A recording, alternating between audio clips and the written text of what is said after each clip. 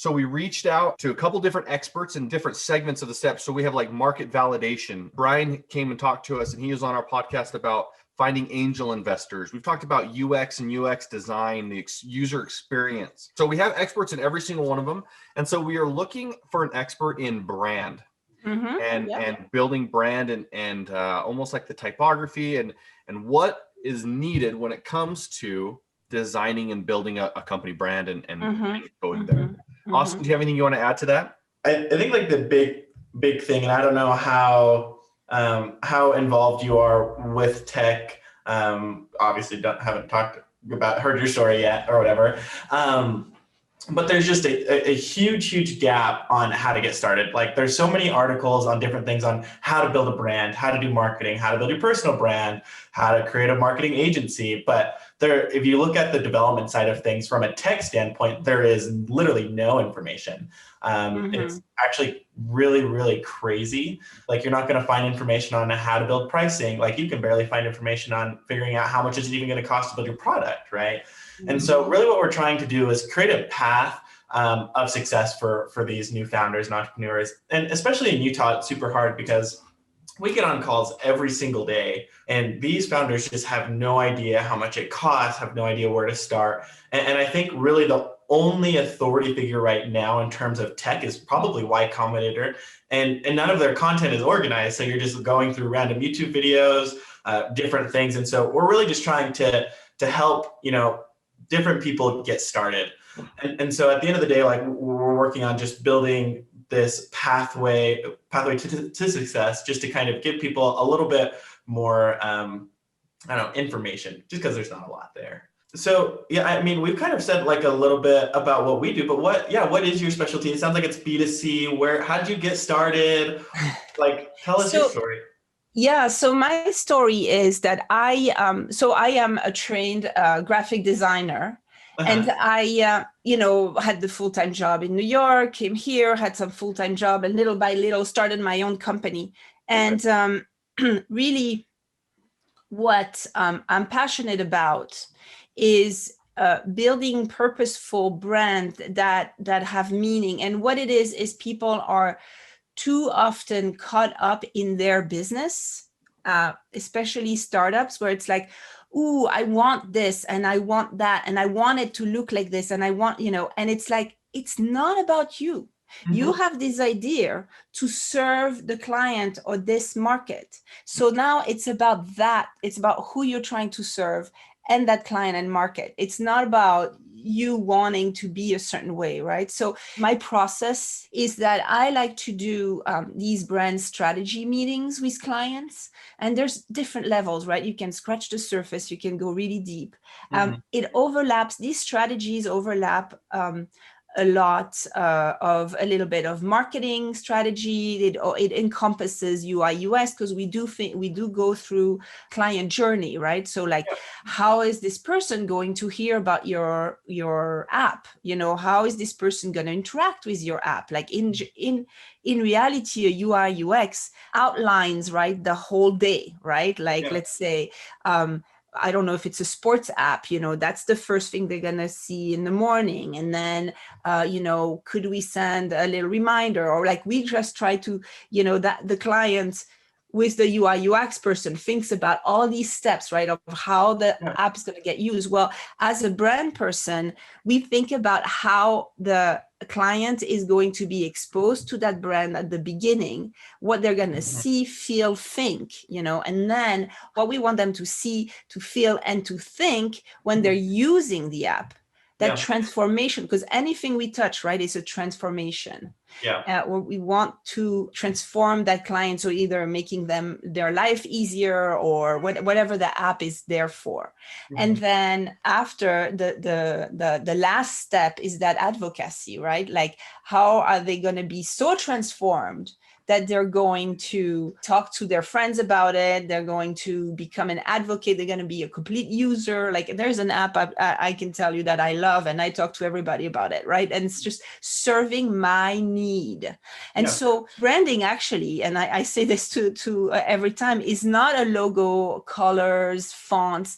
Branding is actually the gut feeling that clients have about your company.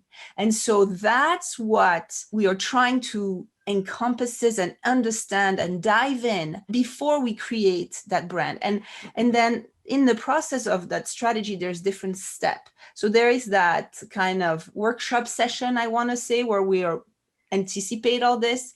If we have the budget for it, we actually go out in the market and do research and call people and send survey, like do this real understanding of the market. If there is no budget for that, we create that customer zero, that hypothetical customer, that ideal customer we want, and then we'll just build off that person. And after, there is the step of visualizing the world of that person. So it's called an empathy map, where we bring in like images of like, who is this person? What's their world? What house do they live in? What car do they drive? Like really get in that person's mind. And from there, we then, the next step, and I'm talking about like an ideal, budget here, where we can go through all these steps. The next step is building what I call a brandscape. And to be honest, I should do a post on LinkedIn about that, and even my own videos. But it's like the brandscape is about visually taking all these cues and start to build the brand with what's already existing. So usually on the brandscape, we have it's like a long horizontal visual, and on one side we're going to have our customer zero, to always have him in mind. And then we're going to slowly bring in like, okay, this person is a male, he's sportive, so we're going to start to bring like visual cues that will resonate with that person, and will also be positioned in the marketplace to be unique, because that's the other thing is, usually, unless you're a complete innovator, usually there is some sort of competition, no matter what. And so that's also something we look at, is the competitive landscape. And in that graph, we position, that I call them these impact maps, right? Where we position the competitors, and then we're trying to find that empty space where that app will want to be. The beauty of all this is it's done with the leadership team, so they get to completely understand what they're trying to build, and understand where they're building this, and how it should be built. Because too often, if they don't have time, they'll pass that on. And honestly, they want to be involved in that. Like it's such an important part of their business, because also we want to think of the future. One of the exercise in the brand strategy is to write the obituary of the company and say, in 30 years from now, let's say you're either selling your company or you're closing door, whatever the situation is. What does that look like for? Or it could be 5 years if you just want to flip it and sell it to Google or whatever, right? It's like, but what will your exit strategy look like? Because that's also what we want to work towards. And so anyway, the last step, once we're all understand and we've done this journey of building that brand, is actually giving that to the designer to create. They have all the information, and they can create something that to be honest, it will kind of be dictated for them. Like it needs to be this kind of sort of fonts. It needs to be in this color scheme. It needs to be looking like this to separate from the rest of the landscape. So it's interesting, because building a brand is more analytical than creative at the beginning. Yeah, that makes a lot of sense. And it's super interesting where you're kind of talking about like your ideal client, and you talk about, being able to go through and do all of these things. And I think oftentimes, in our industry too, it's very similar. I think in a lot of cases, founders probably try to like skip that or push to go faster. But like you said, that analytical piece, it's just takes a bunch of time to really dive in and be like, what are you guys actually offering? Like, what are your value props, and what do consumers really think about you, and how can we change that? And all of those things, like you said, are analytical and take a lot of time and take a lot of deep thought. But then more often than not too, you probably often realize that, like, even though we emphasize and show how important that is, founders still want to skip it. And so how do you find yourself usually dealing with those clients? Is it typically changing their mind? Do you try and move a little bit faster? Let's say they have a smaller budget. What are some things that these founders can kind of do to help like speed up the process? Is there anything? What often happens is that let's say it's a smaller budget. So we'll decide on, and it's often like as a brand creator, I have a bunch of tools, in my backpack, and depending the situation, I'll use this or that. So let's say that in the case of they don't have a lot of budget, there's like a minimum that needs to be done. But usually they'll sit through, and then a lot of other things will come up. And all I can do is say, okay, you need go work on this on your own, and then I will reconnect with you once you have that figured out, and then we can build that brand. Because often we think through certain steps that they haven't anticipated and thought through. And even if, and that's beyond, like the beyond the customers, because in a sense you can find, and do it yourself if you're dedicated. The thing with a strategy is that you have this third party that you're paying, right? And it's that person is an outside look from what you're trying to do too. So it's an objective look. And my goal is to get all the information out of that leadership team. And if there's only one person, for example, I always stress, like, can you get somebody else? Because somehow there's somebody in your surrounded that's involved, right? Yeah, and it's like you want to be able to bounce idea, or you're having a tunnel vision, right? Yeah. So even if there's like friction or conflicts, like that is great, because then that sparks conversation. But all this does take time. So even if there is like a little budget, then we'll work through like the most important exercises to establish that foundation. Yeah. And then I can give homework to them, and then we can just reconvene. And honestly, often, there's no perfect scenario, evidently. So you just work with what you have, I guess. Yeah. No, that makes a lot of sense. I mean, we see that literally all the time of, either budgets changing or I don't know, something changing or just pivots. And I don't know, we just kind of got to dive in and do what we can to help, right?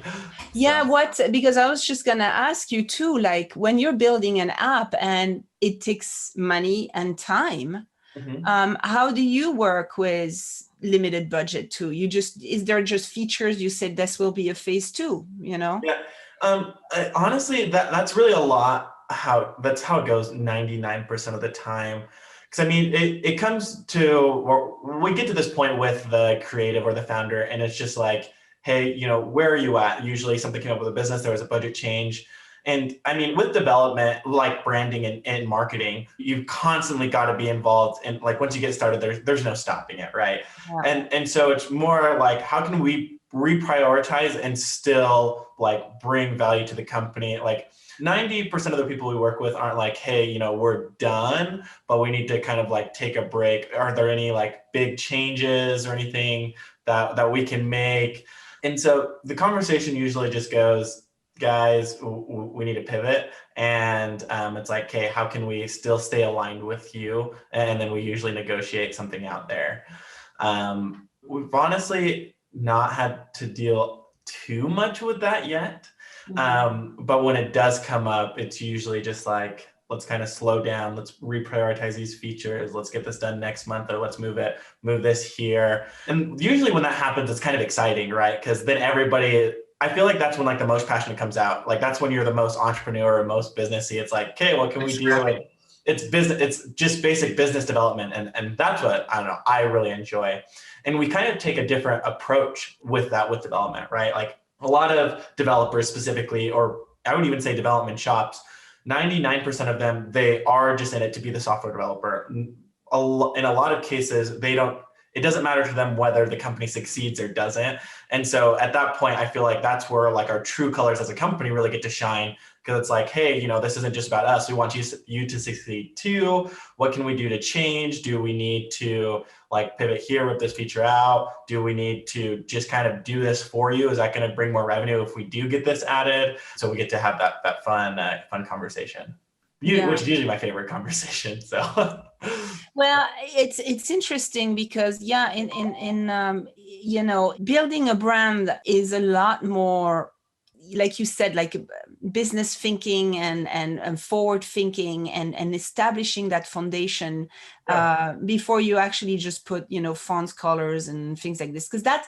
to be honest, that's the easy part. You can get any designers and to do that stuff. But are they going to do it well? And are they going to do it in alignment with where you're trying to be positioning yourself? Yep. That's the trick. So it's the design part is a stepping stone, but the brand part is a whole ecosystem on its own. Yeah, I mean, we even recently as a company just went in and had to do all those things you're talking about. We had to figure out, hey, how are we different? Like, what are we really offering? What separates us? A lot of the things that we ask now, it's like, what do our customers really need right now? Where are they struggling?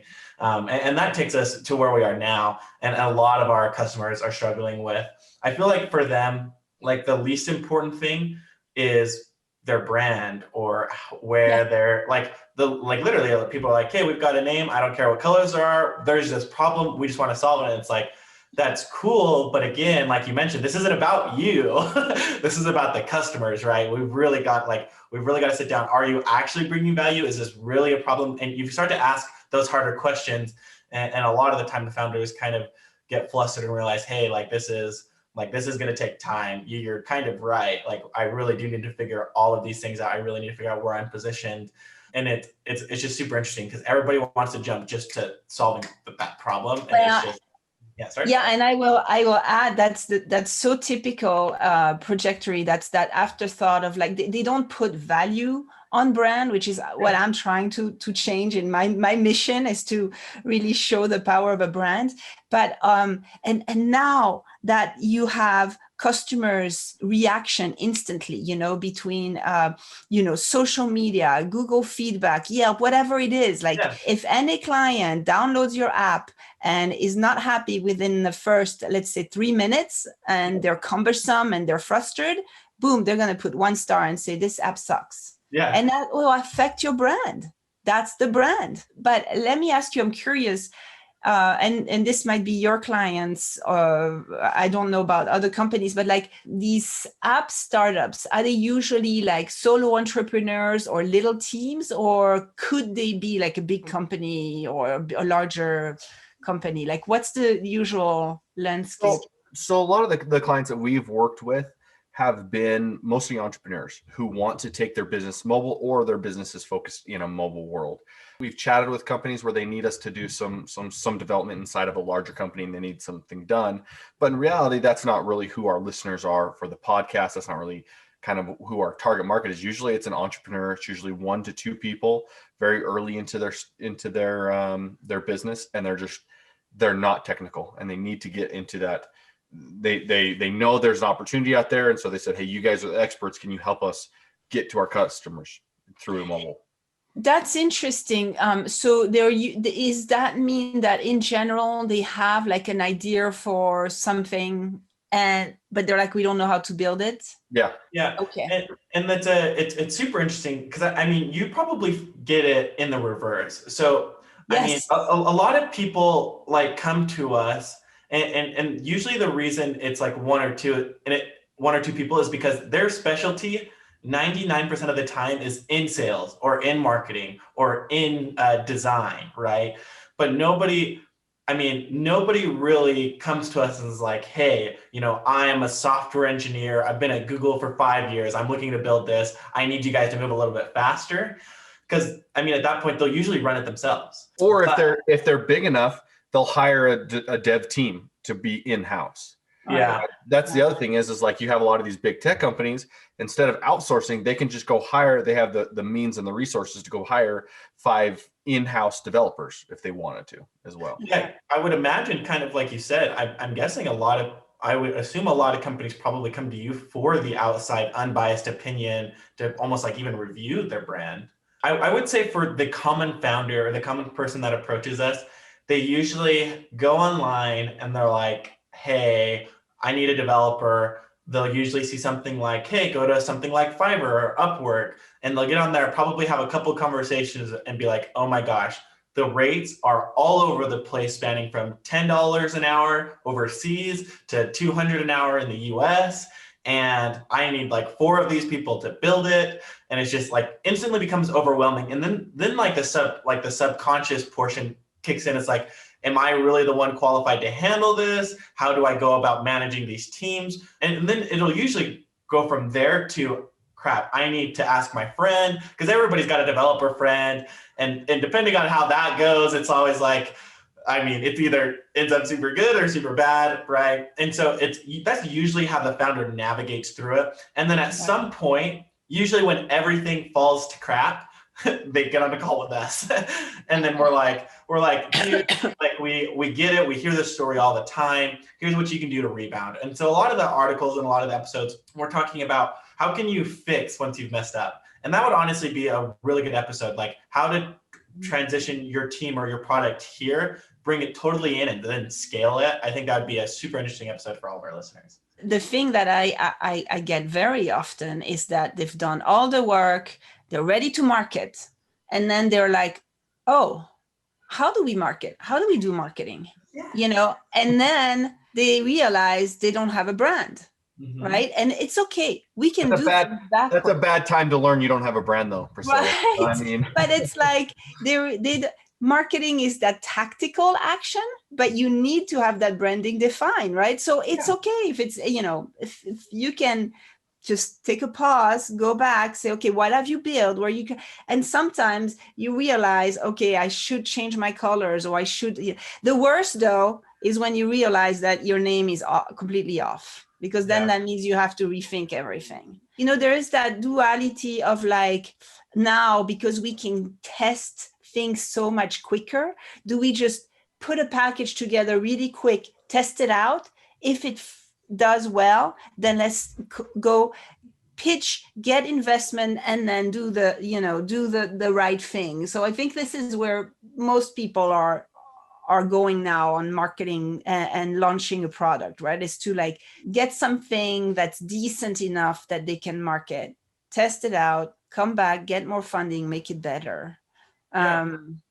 But usually what happens, and I always refer to this book called The E-Myth because it resonated with me so well. It's like usually people have an idea and they know how to do something really well. And they're like, I don't want to work for the big man anymore. I want to get this and be my own entrepreneur and launch this, app. And, but then they suddenly are confronted by their limitation of what they know. And then they go to friends and they're scrambling to get the right support. I'm sure there's a lot of good ideas that go nowhere because of that. Oh, yeah. Founders really struggle. I mean, you see it all the time. It's like 50-50. So I would say some founders are really good and understanding to know that they shouldn't be the only one to run their show. They should find people to complement them. And a lot of them don't. And that's usually where a lot of business ideas kind of just flop. Yeah. But it is crazy, kind of like you mentioned, and that's something like as a company we're really encouraging, right? To your point, like a lot of people can't get a finished product and they're like, okay, now what? And our whole goal is to be like, okay, while we're building your product, you should be building focus groups, you should be showing them people design, you should be iterating, you should be getting email lists, you should be figuring out your brand strategy, and you can figure all of that out with the 3 months of design and planning and development that's going to go on. But a lot of people wait till the end and then they find out that, hey, it's also expensive to build a brand, right? It takes a lot of time. It takes a lot of energy. And that's one thing that we're really, really like working towards. One of the things we also do in the strategy is to actually outline and think through all these steps And then it's like a little rating game. And then we finally, at the end, have actually, just by that game, we have a phase 1, phase 2, phase 3, or 4, 5, 6, whichever way. But it's like there's rating in like how important and how crucial this effort is to get done now, right? And so obviously everybody in app building needs, probably at least a landing page to get people to know about that app, so you can go on the app store and so forth. So there's like things that are always going to be the same. But yeah, that's something that was helpful. And I was going to add, the other thing also that's important once you have a brand is to establish that brand. And to establish that brand, you need to make, a branding guide, because over time, if you don't have anything guiding or giving you like these rules of thumb of how to use your brand, then slowly inconsistency creeps up. And then you start having like a completely mismatched brand. And I'm not just talking visually with like, make sure the color is always the same and the font's always the same and so forth. But I'm also talking about messaging, like through the strategy, you know that you want to be witty, or, you, whatever it is, you have to stay that way. You have to stay consistent. There's so much value that people just don't see here. This is like on their list of things that need to be done in a business.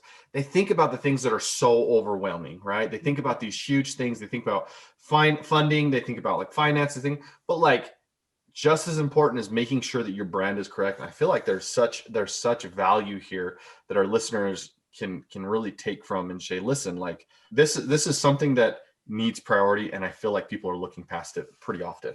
If it gets overwhelming for people, that's something, is to try to make it simple for them, right? Try to make it digestible so that it's not overwhelming. Because launching a product, launching a business, it is so much work. And that is one of the things, in the brand strategy, we like to do that brand pyramid. And what's at the top, right? It's like, what is your drive? Like, what's your purpose? Why are you doing this, right? And so in general, everybody has a purpose of doing good, of like helping somehow, whatever the market is. It's like that app is going to answer this specific issue that this specific group of people have. That's my purpose. Is I just love to help and be of value and clarify and not overwhelm. And I take my customers along. And one of them recently had all this jumble in her brain, and it was just funny because just sitting and organizing her thoughts, she was like, oh my gosh, this is so great, right? Yeah. And now we were slowly building a brand for her. That sense that she got of, I don't want to say relief, but at least planning, step 1, step 2, step 3, made it more achievable for her. Oftentimes, people typically kind of just come, and it's super funny because all of our discovery calls usually go like this. Hey, here's my idea. I want, and you can see it, you can see the drive. They're like, I want to have this app. I want it to solve this problem. I want to have like machine learning, AR. I want to have some sort of like analytics thing.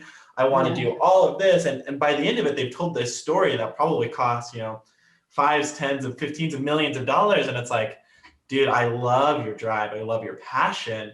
But what do you need right now? And then we start to, that's when like the real work happens. That's when we start to prioritize, this is what you need, this is where you start. And typically when you get to that point, I think that's where the founders see the most amount of value of like, okay, I can see where I need to start and I know what I need to do. And I think we both have seen kind of like that light start to open on and all these conversations in their eyes of like, okay, like we are going the right direction now. Whereas at the beginning of the call, it's like glossy eyes, like, oh crap, there's so much I've got to do. It's so overwhelming and just have no idea where to start. And I think if you can map that out, I think the most important step is the next one, right? It's not the 5th, it's not the 6th, it's not the 10th.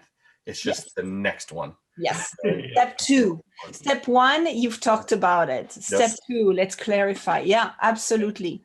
Absolutely. And I actually, I'm talking with you guys. I'm like, gosh, like it can be overwhelming. Is there like a business in this, right? Where you just, I mean, you guys are focusing on apps, but it's like a complete, I had an idea one day. It was called Business in a Box. But then I Googled it and it exists. And it's funny. It's if you go business in a box, it's all these forms for any businesses. So like template for invoicing, for proposals, for blah, blah, blah, blah, blah. Like I was like, oh, wow. Okay. These people have thought about it in a certain way, right? Which is all the. Priscilla, just to kind of give you an idea of what our direction is and what we are doing, it's something very similar. Yeah. So we have a collective, which is what we call kind of all of our professionals, and we have a lot of people that don't know what the next step is. And so what we're going to offer is a ticket offer where, you know, we obviously can design apps and build them, but a lot of companies aren't there yet. They need to get to that point. And so they'll come to us, they'll purchase this business in a box, I guess is how it looks. And then we will put them in contact with a validation company, and they'll go out and do surveys for 200 people and find out and validate, make sure the company is validated. Then we're going to have them on a call with a developer, right? Who's going to talk about like what the development is. Then we have designers and UX and finance. And then we have finance people who are going to build them their projections. And then as they get everything all together, they have the projections, they have their executive summary, they have their validation, they have their design plans, their development plans. And then we can possibly, you know, have them consult with Brian, who is an angel investor connections, right? And then they're ready to be able to be investor ready by the time they're done with the process. And so it's almost similar to like what our podcast is doing, is walking them through, but we're going to offer that for them specifically in their business and help them get to that next step, which is kind of what our goal is. I love that. That's really smart. And I was going to ask you about how involved are you with the angel investment network? Honestly, it's a pretty new kind of like partnership that we're building, and similar to basically what we're going to get in with you, is all we're really trying to do is build this collective group, really, of partnerships, right? So it's like when we don't know, or when you need help, we want to have somebody to direct people to, right? In the right direction. The angel investment has been new for us. Talking with Brian was super awesome, and we got a lot of helpful information. But the next step too is to also start to embed ourselves specifically into venture capitalist groups, right? Getting in with them, and not so much that we can use them, but more for the clients that are reaching out and have no idea where to start, right? We can start to answer those questions of, I mean, one of the questions we haven't asked you yet is before somebody reaches out to you, what do they need to have? And I mean, for VCs, it's going to be completely different. By the time you hit a VC, you should have everything figured out. Well, in theory, right? The only thing you need to execute now is the cash, right? Even if you get to a VC, you should have cash, and you should have proven the model with angel investors and bootstraps before you even go to a VC, right? Like everybody means something different, but they don't know what that step is. And that's why we're having this collective group of experts, which is why we had reached out and Brian had said, hey, listen, Priscilla's a rock star. She knows what she's talking about. And now that we're on this meeting, it's very clear, Priscilla, you know exactly what you're talking about. You're a rock star about it. Oh, good. I'm glad. Well, you know, the funny thing is, in my expertise, I can adapt. When Austin, you have said, like, what do they need? I mean, obviously, they're going to come with an idea. They're going to come with just the idea. We already know, you know, who they're going to be talking to, as a general idea. I mean, you know, we don't know the specific, but we know, you know, who the customers are going to be in general, and we know the market. Yeah. So just this is the minimum, right? Obviously, because if they're like, hey, Priscilla, or even if they say, hey, you guys, I want to start an app, give me an idea. Like, wait, you know what? That's not my job. Right. So usually they're like, I want to build an app for fitness trainers or blah, blah, blah. Right. So I can adapt with whatever they need. So let's say they've gone through the process of UI UX already. They probably know pretty well their customer, because they already have all that analysis.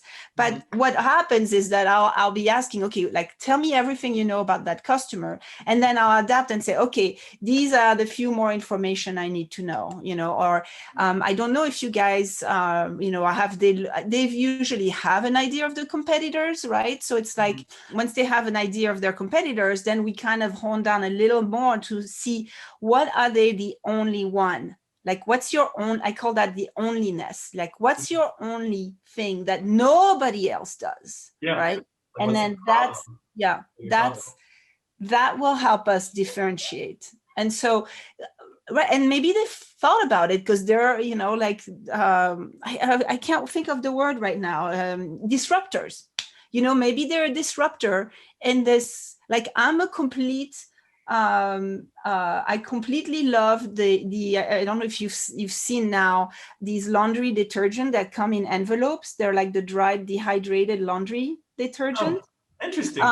It's like a piece of paper that you can rip. I mean, they're perforated by size of your laundry, and what it is it wants to disrupt the single-use plastic, right?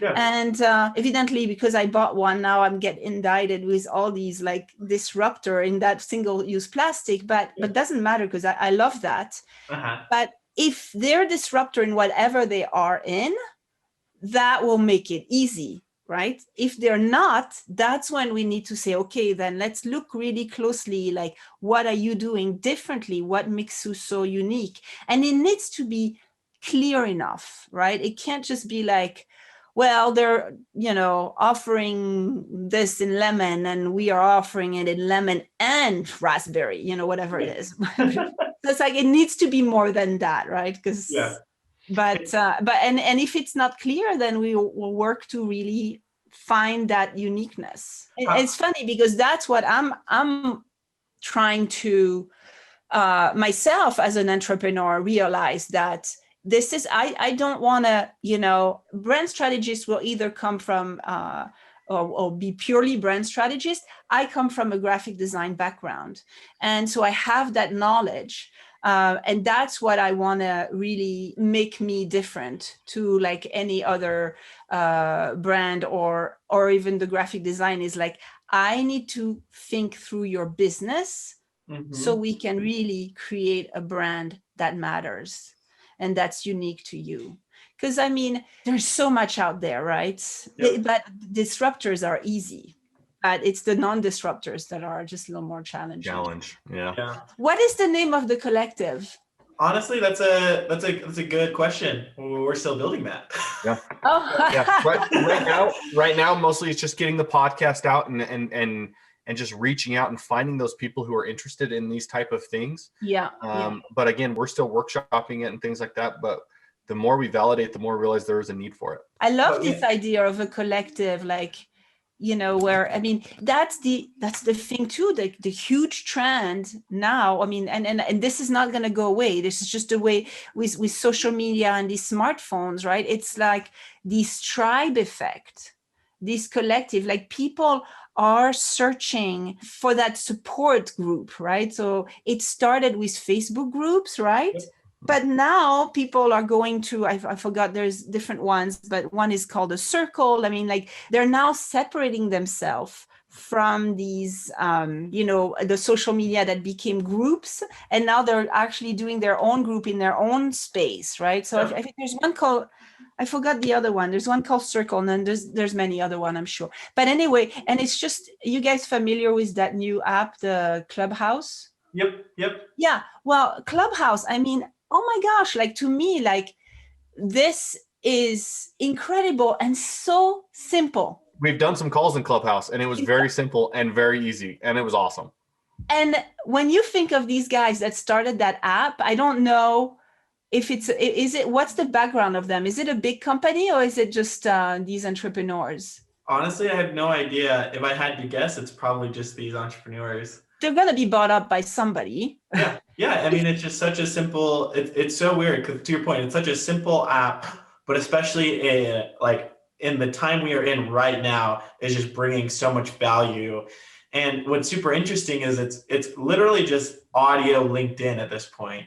Like that's all it is. It's just professional, a lot of business owners, entrepreneurs, and just so much good advice. Yeah, I think this is the thing. When you think of that brand, they've removed everything and kept it the superfluous thing. No videos, no image, no type, no stickers, no hashtags, no, and they distilled it down to the one thing that we have to communicate, which is the voice. Yep. And then they let the community happen. I'm like, this is genius to me. And I think that the market in general for everything is going to simplicity. People, first the new generation, they don't want to work as hard as their parents, they want to enjoy life, right? I mean, look at all these offices that, I don't know how it's going to evolve now, but they were putting in foosball and ping pong tables, and you can bring your pets and your slippers home, home to the office. Yeah. I mean, now it's evolving to even something else. So like in general, I think simplicity is key to anything that needs to be marketed. The simpler you can make it. I mean, like I said, on every discovery call, it's like, I want to add all of these things. And it always comes back to like, what is the root problem you're trying to solve? Like, what is your differentiator, right? Yeah. And if we can't pinpoint that, odds are it's probably not going to go anywhere. And so you should spend the time just iterating on that and just build that. Make sure that people want it. And then when that's done, add on top of it. But if you just got to, like you said, you've got to look at who your customer is, make sure that it's always solving their needs, and then continue to build on top of it and find a way to bring more value. And it sucks. It's a lot of brainstorming if you're not there, Yeah. It literally takes months. It's been crazy. It drives me nuts, specifically because I'm a developer, and I'm like, cool, how is it that we can build companies like, I don't know, DoorDash or different apps, complex application, in 2, 3, 4, 5 months, but it takes just as long or longer to build a brand, to figure out your value props, it's just crazy how much time and energy goes into it, and how many meetings go into it, and so taken for granted too. Again, it's always on the bottom of everybody's list, and we've got to come up with a way to move it to the top. Like, there is a reason that so many businesses fail, and it's because they're not putting the time into this thing. But yeah, you actually wonder. I have to do some research on Clubhouse, because I wonder how much time and what was their investment to build this. And actually, why is it only on the iPhone right now and not Android yet? It's actually a pretty common thing in development, typically to build one platform first to really validate it.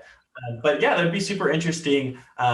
We should almost even reach out to him about Dream Valley. Can you tell us your story? Because that'd be kind of fun from like a technical standpoint. But Priscilla, we are super glad you jumped on with us. We've actually got this little like piece recorded. We'll probably actually go in and take some snippets out and share them with you, because I think you seriously are going to provide so much value to everybody.